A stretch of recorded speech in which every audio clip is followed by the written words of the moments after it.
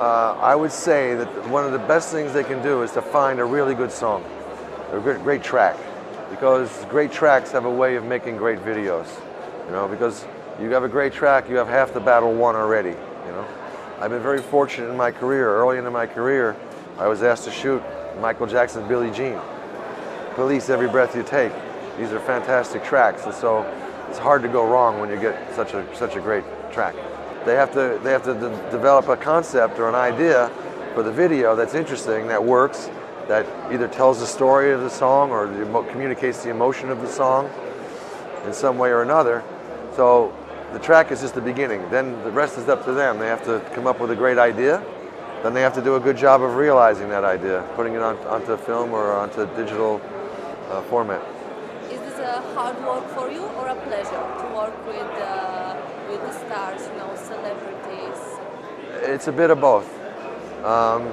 You know, because it's in some ways it's a pleasure, and sometimes it can be hard because they are such big stars and such big celebrities, and they don't necessarily have the discipline of movie actors. They don't become rock and roll singers because they want to be up at 6 o'clock in the morning.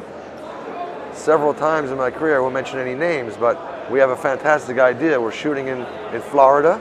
There's going to be a sunrise at 6 o'clock in the morning. It's going to be fabulous. We tell the artist, you have to be there at 5 o'clock. No, I don't come before 10 o'clock. But by 10 o'clock, the light is up, it's straight overhead, and it's ugly. But they won't come before that. In a way, I hope I don't get in trouble for saying this, but it's going Polish. They are treated like royalty, right? Like I imagine kings and queens and princes were treated 200 years ago. They have surrounded by people who speak for them. Sometimes you'll find out that no one even asked them if they would get up, like if they would get up at 6 o'clock. Somebody just said no because they didn't think they would. Whereas if we'd be able to ask them directly, they might have done it. Which star, which artist you used to work with was the best? There's actually three that I think were great to work with, right? And Sting is one of them. Sting comes with the discipline of an actor. Phil Collins also is the discipline of an actor. And the third one is a bit unusual. It's R. Kelly, Robert Kelly. R. Kelly, I've done 7 of his videos. I haven't seen him in years, but when we started out, he didn't think he knew a lot about filmmaking, but his intuition was right on. This is the perfect person to put in front of a camera. Because if someone thinks they know too much, then they want to tell you how to do it, right? He didn't think he knew too much. Are you satisfied with your work, or could you imagine you in a totally different job? Oh, no. I would be a homeless person if I wasn't a cinematographer. I would have no other, there is no other job. Maybe, well, I initially, they told me when I went to film school, I went to the film school at the University of Texas, and they told us it's impossible to get into the film business. This is in 1968, and it was true. I was very fortunate to shoot a very famous horror film, the Texas Chainsaw Massacre, and I wound up in the film business. But prior to that, I was on my way to becoming a professor of film. So I could see myself teaching film, but I couldn't see myself doing anything else other than either being a cinematographer or teaching film.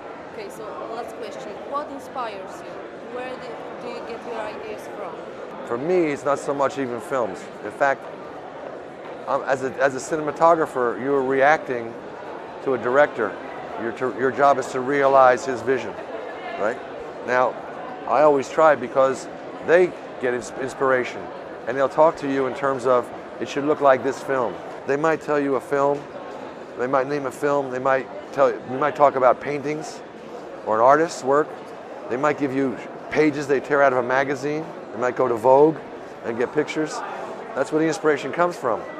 Could be another film, could be a feature, could be another music video. We don't make a Xerox copy of this, but what we do is we now take this to someplace new. We go one step further with this.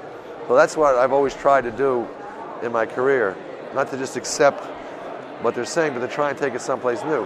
And when it works, when I get one of these brilliant ideas, and when a director likes it, this is one of the greatest things in life because it becomes a fantastic collaboration, where he then comes back with something and takes it even further.